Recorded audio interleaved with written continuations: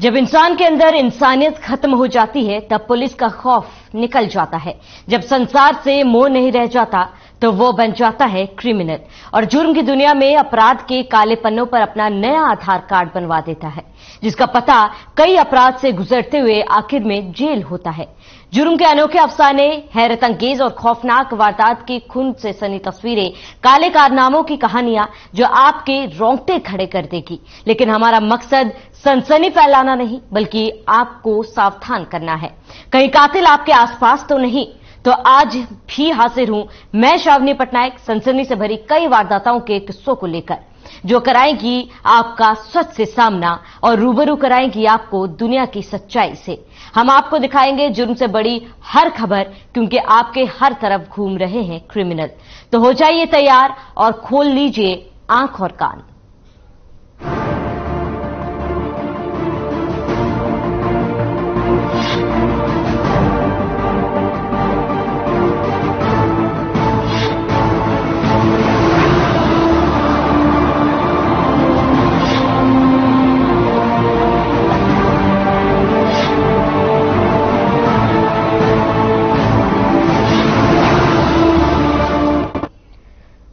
तो दिल्ली से सटे साइबर सिटी गुरुग्राम की सरस्वती एनक्लेव कॉलोनी में रात तकरीबन 10 बजे 3 बाइक सवार अज्ञात बदमाशों ने एक टैक्सी चालक की गोलियों से भूनकर मौके से फरार हो गए। घायल को सेक्टर 10 सिविल हॉस्पिटल ले जाया गया, जहां इलाज के दौरान 35 वर्षीय व्यक्ति की मौत हो गई।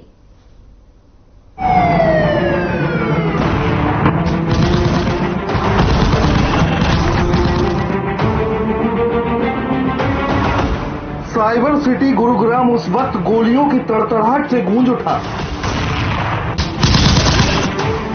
जब सरस्वती एनक्लेव कॉलोनी की गली में 3 बाइक सवार अज्ञात बदमाशों ने एक टैक्सी चालक पर उसके घर के सामने ही ताबड़तोड़ फायरिंग कर दी। घटना के बाद घायल को सेक्टर 10 स्थित सिविल अस्पताल में भर्ती कराया गया, जहां इलाज के दौरान उसकी मौत हो गई। वारदात की सूचना मिलते ही गुरुग्राम पुलिस मौके पर पहुंची और जांच शुरू की।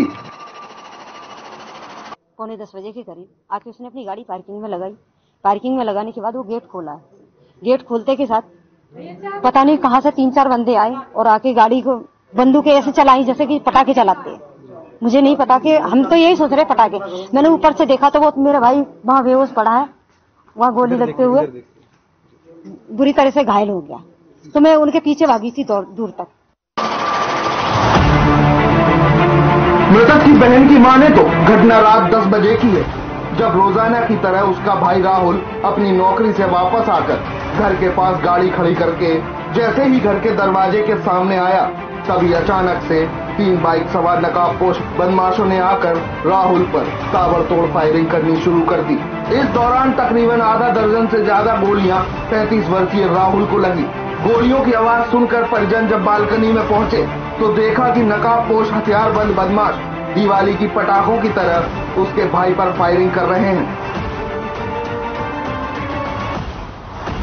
तभी महिला नीचे उतरकर आई और बदमाशों को पकड़ने के लिए उनका पीछा किया, लेकिन बदमाश भागने में कामयाब हो गए। मेरा केस चला है अपने हस्बैंड के साथ में, ठीक है, दहेज प्रथा का।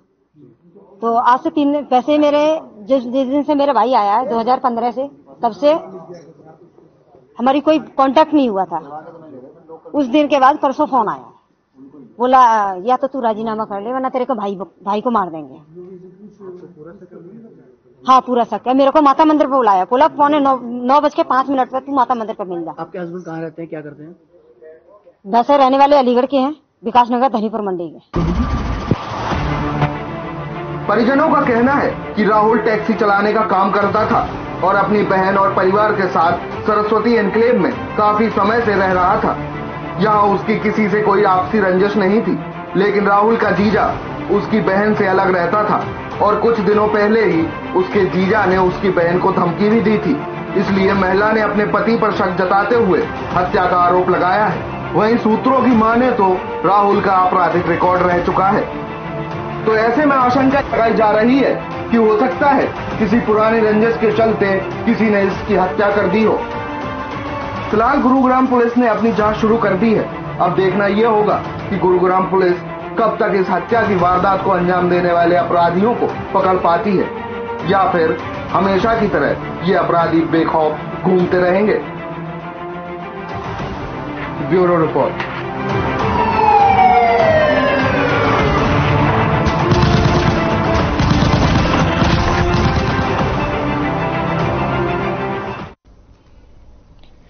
प्रदेश में क्राइम दिन पर दिन बढ़ता ही जा रहा है। छोटी छोटी बात पर जेब से पिस्टल निकालकर दाग देना जैसे आम बात हो गई है। दोस्ती से ज्यादा दुश्मनी परवान चढ़ रही है। बात करने की गुंजाइश जैसे बची ही नहीं है। शैतानी दिमाग से सिर्फ और सिर्फ हत्या कर देने की समाधान नजर आता है। ऐसी एक वारदात के बारे में हम आपको बताने जा रहे हैं। देखिए हरियाणा के बादली से ये खास रिपोर्ट।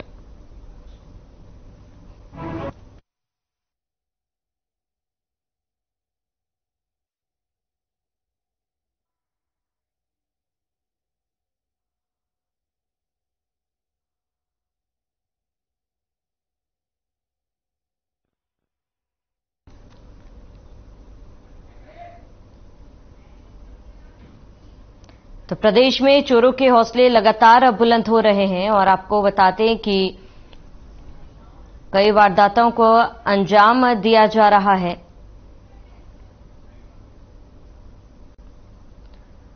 और प्रदेश में लगातार चोरों के हौसले बुलंद।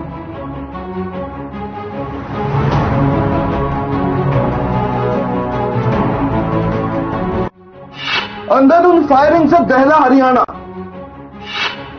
सड़क किनारे चला खूनी खेल। नकाबपोश दरिंदों ने की वारदात। ताबड़तोड़ चली गोलियां, गई जान। झज्जर के माजरी गांव में एक प्रॉपर्टी डीलर की ताबड़तोड़ गोलियां चलाकर हत्या कर दी गई। वारदात के समय प्रॉपर्टी डीलर अपनी कार को सड़क किनारे लगाकर बैठा था। कार सवार ने गांव के स्टेडियम के पास शराब पीने के लिए अपनी गाड़ी रोकी थी। उसी दौरान एक नकाबपोश युवक आया और प्रॉपर्टी डीलर सुदेश के सिर और चेहरे पर ताबड़तोड़ गोलियां बरसानी शुरू कर दी। सुदेश को 3 गोलियां लगी, जिससे उसकी मौके पर ही मौत हो गई। वारदात को अंजाम देते ही युवक अंधेरे का फायदा उठाकर वहां से भाग निकला। घटना की सूचना मिलते ही पुलिस मौके पर पहुंची, जिसके बाद फॉरेंसिक टीम को मौके पर बुलाया गया। फॉरेंसिक टीम ने मौके से सबूत इकट्ठे किए और शव को पोस्टमार्टम के लिए भेज दिया। वहीं मामले में झज्जर जिले के एसपी वसीम अकरम से बात की गई तो उन्होंने बताया कि पुलिस कई पहलुओं को ध्यान में रखकर मामले की जांच कर रही है। सुदेश की कहीं किसी से कोई पुरानी रंजिश तो नहीं थी, इस एंगल से भी छानबीन की जा रही है। बहादुर के लाइट पार्क थाना क्षेत्र के अंदर कुछ जो बिहार के एक परिवार है जो कि यहाँ पे मजदूरी और काम के लिए रहते थे, तो उसके एक 22 वर्षीय नवयुवक की जिसका नाम रवि है, उसकी डेड बॉडी को सुबह 6 बजे जो लाइट पार्क में एक खुला मैदान है, मेला मैदान कहलाता है, उस मैदान के अंदर उसकी डेड बॉडी पाई गई है। उसमें इसको गले पे चाकू के निशान है और बॉडी पे ऐसा लग रहा है कि जैसे सरिये या रॉड मार के चोटें मारी गई हैं। तो परिवार के जनों ने जो अभी तक प्रारंभिक तौर पर कुछ चीज़ें बताई हैं, उनका कहना है कि रात के करीब 12 बजे के समय इसके 3 साथी और रवि ये शराब पी रहे थे और रात को घर से बाहर निकले थे और इनका शक है कि उन्हीं लड़कों ने इसकी ये घटना हत्या को अंजाम दिया है। पुलिस ने इस संबंध में अभी पोस्टमार्टम की कार्रवाई के बाद में जो आरोपी हैं उन 2 आरोपी को पुलिस ने पूछताछ के लिए अभी बुलाया है और फर्दर पूछताछ के लिए इन्वेस्टिगेशन मुकदमा दर्ज करके की जा रही है। बहरहाल पुलिस की जांच में क्या निकलकर सामने आता है, ये तो देखने वाली बात होगी। हत्यारा कौन है और हत्या के पीछे की असली वजह क्या है, फिलहाल पुलिस के लिए ये पहेली बनी हुई है। लेकिन सोचने वाली बात यह है कि जिंदगी इतनी सस्ती हो गई है कि किसी की हत्या कर देना एकमात्र उपाय रह गया है। Bureau report.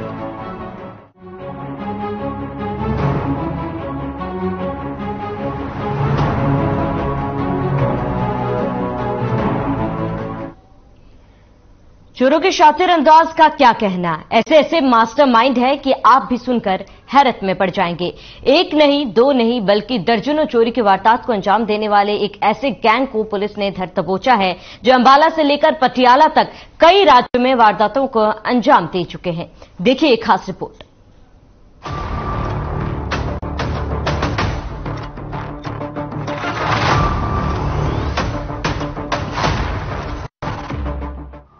लुटेरे कितने भी शातिर क्यों ना हो, लेकिन एक ना एक दिन पुलिस के हत्थे चढ़ ही जाते हैं। ऐसा ही एक मामला अंबाला में देखने को मिला, जहां खुद को मास्टरमाइंड समझने वाले एक शातिर गैंग को पुलिस ने धर दबोचा। बता दें कि ये लुटेरे सिर्फ अंबाला में ही नहीं, बल्कि अंबाला के साथ लगते राज्य पंजाब के पटियाला में भी कई वारदातों को अंजाम दे चुके हैं। अंबाला पुलिस द्वारा एक लूटपाट के एक गैंग पकड़ा गया जो काफी टाइम से इस इलाके के अंदर सक्रिय था, और इस गैंग द्वारा अंबाला जिले के अंदर और इस हमारे पड़ोसी जिले पटियाला के अंदर लगभग आधा दर्जन से ज्यादा वारदातों को अंजाम दिया गया। इसमें मुख्य तौर पे हमारे क्षेत्र के अंदर पंजोखड़ा पुलिस स्टेशन के अंदर एक 11 अक्टूबर को 2022 को एक लूट की घटना को अंजाम दिया गया था, जिसमें एक व्यक्ति के गर्दन पे चाकू रख के उससे उसका मोबाइल और उसका मोटरसाइकिल लूटा गया था। प्रदेश में लूटपाट की दर्जनों वारदातों को अंजाम देने वाले गैंग को अंबाला पुलिस ने कोर्ट में पेश कर 26 फरवरी तक रिमांड पर लिया है। ये गैंग राज्य में कई स्नैचिंग की वारदातों को अंजाम दे चुका है। पकड़े गए गिरोह के खिलाफ अंबाला के पंजोखड़ा थाना और अंबाला शहर के कई थानों में मामले दर्ज हैं। ज्यादातर गिरोह चोरी कर चुपचाप फरार हो जाते हैं, लेकिन ये लुटेरे ऐसे हैं कि सरेआम चाकू की नोक पर लूट की वारदात को अंजाम देते हैं। ये जो आरोपी हैं, ये घटना को अंजाम इन्हीं द्वारा दिया गया था। इसके अलावा जो इस गैंग द्वारा हमारे एरिया के अंदर 2 अन्य लूटपाट की घटनाओं का अंजाम दिया गया था, जिसमें बलदेव नगर के अंदर इन्होंने 109 नंबर FIR 20 फरवरी 2022 को जो कि दर्ज है, जिसमें एक मोबाइल को स्नैच किया गया था, वो भी इसी गैंग द्वारा किया गया था।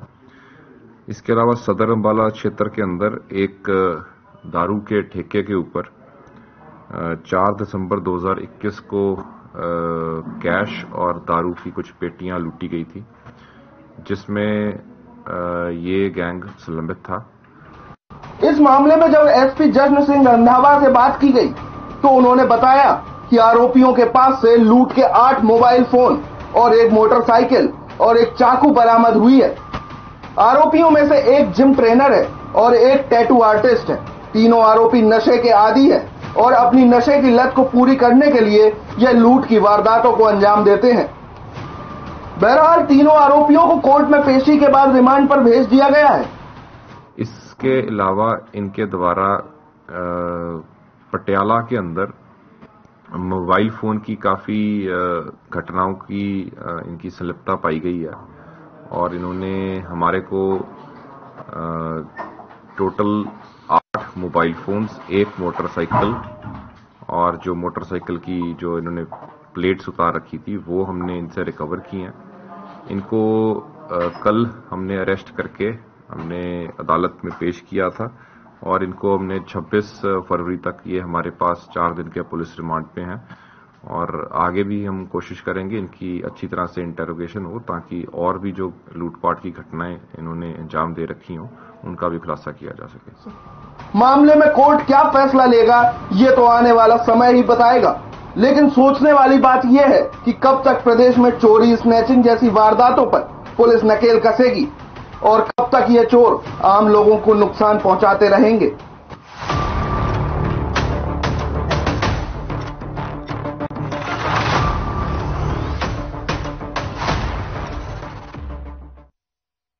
अंबाला रेलवे पुलिस सीआईए ने 5 किलो 180 ग्राम गांजे के साथ सौरभ नाम के युवक को अंबाला कैंट रेलवे स्टेशन से गिरफ्तार किया।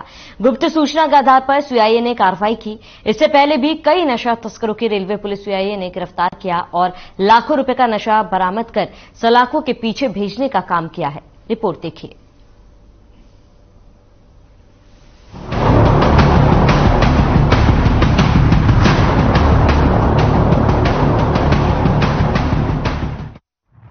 अंबाला पुलिस इन दिनों नशे के सौदागरों के खिलाफ कहर बनकर टूट रही है।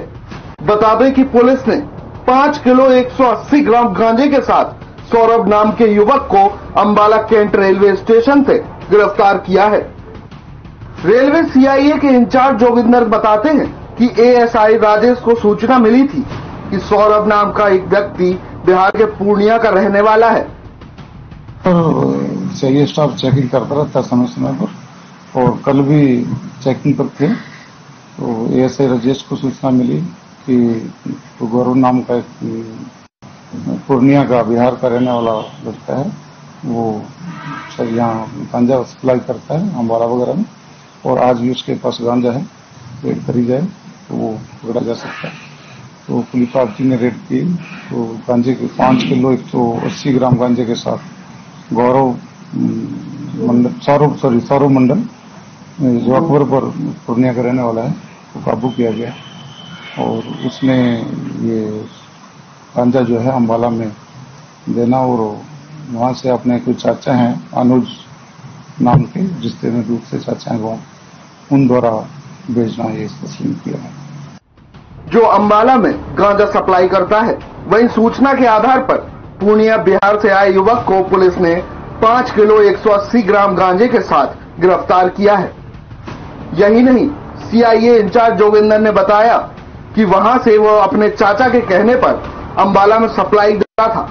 इससे पहले भी यह युवक कई बार अंबाला में सप्लाई दे चुका है और इससे पहले भी कई बार में ये सामान लेके आना गांजा सप्लाई करना माना है और आज उसको पुलिस न्यायालय में पेश करके पुलिस रिमांड हासिल किया जाएगा।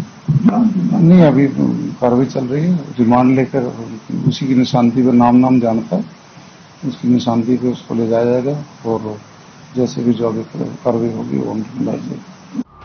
वहीं जब आरोपी मीडिया से रूबरू हुआ तो उसने कबूला कि वो 3 साल से ये काम कर रहा है। यही नहीं, उसने ये भी बताया कि जहां से यह नशा लेकर आता है वहां पर नशा बड़ी आसानी से मिलता है और उसे सप्लाई करने के लिए 3500 से 4000 रुपए मिलते हैं। ऐसे में बड़ा सवाल यह उठता है कि जिले में खुलेआम नशे की तस्करी हो रही है, लोग इसका शिकार हो रहे हैं, जिसके कारण लाखों लोगों की जिंदगियां तबाह भी हो रही हैं। बिहार से सर। कहाँ से? पूर्णिया जिला से। कब से? 3 साल से सर। कहाँ से लाता था सर? ये जहाँ मधेपुरा जिला से लाते हैं सर। जी सर। एक वहाँ बाबा विष्णु का थाना है सर, उसी जगह सारा कुछ मिलता है सर। जी सर। खुलायाम सर मिलता है वहाँ पर सर, खुलायाम। जी सर। कितने पैसे? 3500 रुपये सर मिलता है, 3500 4000 रुपये मिलता है सर। कौन देता है? वो कहाँ है? वो बिहार में है सर। अभी अम्बाला में किसको देनी थी? अम्बाला में सर मुर्गा वाला का भी देने के लाए थे सर। लेकिन पुलिस जब जागेगी, जब उसे सूचना मिलेगी, आखिर ऐसे तस्करों पर सख्त कार्रवाई कब होगी जिससे कि दोबारा नशे की तस्करी पर लगाम लगाया जा सके।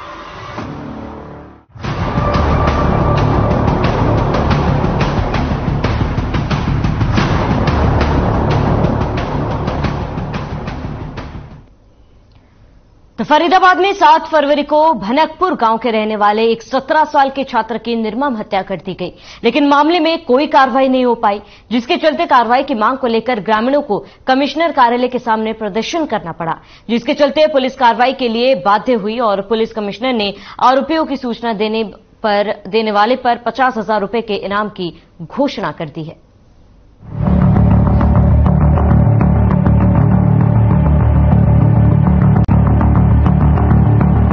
फरीदाबाद में 7 फरवरी को एक छात्र की हत्या कर दी गई।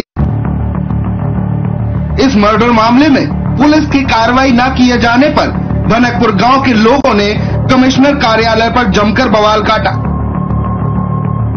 मामला इतना गंभीर देख खुद पुलिस की हवा खराब हो गई।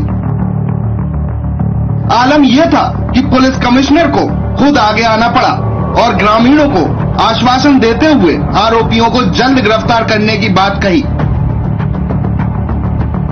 साथ ही आरोपियों की सूचना देने वाले व्यक्ति को 50,000 का इनाम देने की घोषणा भी कर दी। वहीं धीरे धीरे मामले ने राजनीतिक तूल भी पकड़ लिया। और ग्रामीणों के साथ प्रथला के पूर्व विधायक पंडित टेकचंद भी मौके पर पहुंच गए और पुलिस व्यवस्था को लेकर सवाल उठाए और बताया कि हत्या के मामले में पुलिस ने कोई कार्रवाई नहीं की है। वहीं प्रथला से बीजेपी के वरिष्ठ नेता दीपक दागर ने भी पुलिस की कार्यशैली पर सवालिया निशान खड़े किए हैं और कहा है कि पुलिस ने कई दिन बीत जाने के बाद अभी तक आरोपियों को गिरफ्तार नहीं किया है। जल्द ही कार्रवाई नहीं हुई तो ग्रामीण फिर से कमिश्नर कार्यालय का घेराव करेंगे। समझ साथी, हमारे यहाँ पे ये कोई राजनीतिक मंच नहीं था। ये विपिन नाम का जो हमारा एक बच्चा पिछली 5 तारीख को, जो 7 तारीख को जिसका पास मारा, खींच करके बीच में से 3 बच्चों में से खींच करके चाकुओं से निर्मम हत्या की। उसके बारे में डीसीपी साहब ने 2 दिन का टाइम दिया था। 2 दिन तक लोग शांत रहे। आज वो 4 दिन हो चुके हैं, अभी तक एक भी उनमें से पकड़ा नहीं गया है। जैसा कि आप सभी को विदित है कि जो 17 वर्षीय छात्र था जिसकी चाकुओं से गोदगर हत्या कर दी गई थी, इस मामले में तुरंत पुलिस ने कार्रवाई करते हुए मुकदमा दर्ज किया है। इसमें क्राइम ब्रांच की 5 टीमें लगी हुई थी और एक एसएचओ की टीम लगी हुई है। इसमें 3 दिन हो गए हैं, आज तीसरा दिन है। तो इसमें लोगों का कुछ था, रोष था कि भाई अभी तक आरोपी पकड़े नहीं गए हैं। तो पुलिस आयुक्त महोदय के यहाँ पे कुछ लोग आए थे, गांव के लोग, और जो कुछ मोदी लोग आए थे, तो उनको आश्वासन दिया गया है आप लोगों के माध्यम से कि जो उनको प्रोटेक्शन देंगे।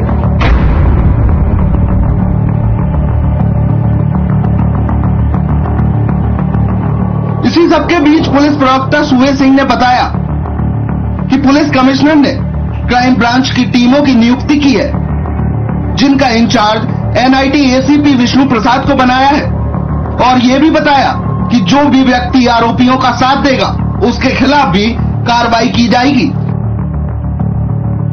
साथ में मैं इस फोरम में अनाउंस करता हूं कि जो इनके बारे में सूचना देगा, एक भी बंदे के बारे में सूचना देगा ये यहाँ पे और इसको पकड़वाने में मदद करेगा, तो पुलिस की तरफ से उसको 50,000 रुपए का इनाम दिया जाएगा।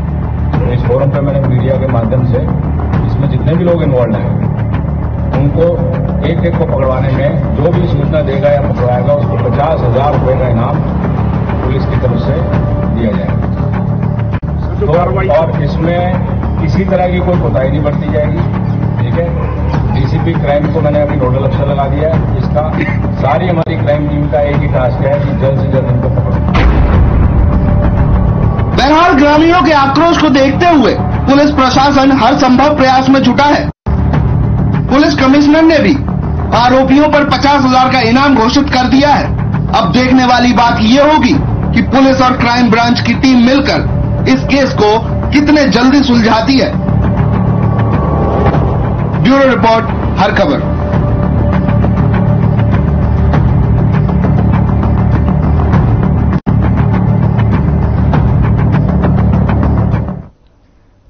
चलिए, क्रिमिनल में फिलहाल मेरे साथ इतना ही। नमस्कार।